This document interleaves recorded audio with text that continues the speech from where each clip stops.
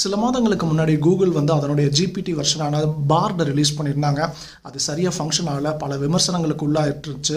குறிப்பாக வந்து மீடியா என்ன ஸ்பெகுலேட் பண்ண ஆரம்பித்தாங்க அப்படின்னு பார்த்தீங்கன்னா, சுந்தர் பிச்சை அவர்களை வந்து ரிசைன் பண்ண சொல்லிடுவாங்க, இல்லாட்டி ஃபயர் பண்ண சொல்லிடுவாங்க அப்படின்ட்டு இருந்தாங்க. அப்போவே என்னுடைய பர்சனல் ஒப்பீனியன் என்னவாக இருந்துச்சு அப்படின்னு பார்த்தீங்கன்னா, ஒரு ப்ராடக்ட் வந்து ஒரு சிஇஓவே வந்து டிஃபைன் பண்ண முடியாது அப்படிங்கிறது. ஆனால் இப்போ நடக்கிற சில நிகழ்வுகளெல்லாம் எடுத்து பார்த்தீங்க அப்படின்னா, த எம்பரர் ஸ்ட்ரைக்ஸ் பேக் அப்படின்னு கூட சொல்லலாம். ஏன் அப்படின்னா, கூகுள் ஜெமினி வந்து பயங்கரமான ஒரு ஹிட்டு, நோட்புக் எல்எல்எம் வந்து கலக்கிட்டு இருக்கு. இப்போது அதையும் தாண்டி சுந்தர் பிச்சை அவர்கள் சோஷியல் மீடியாவில் பகிர்ந்துக்கிட்ட இந்த செய்தியை கவனித்து பார்த்தீங்களா? அது என்ன அப்படின்னா, 10 வருஷத்துக்கு முன்னாடி மொத்த ஆல்ஃபபெட்டோடைய ரெவன்யூ வந்து $75 பில்லியன். இந்த வருஷம் வெறும் யூடியூப் மற்றும் கிளவுடுடைய ரெவன்யூ மட்டுமே $110 பில்லியன்.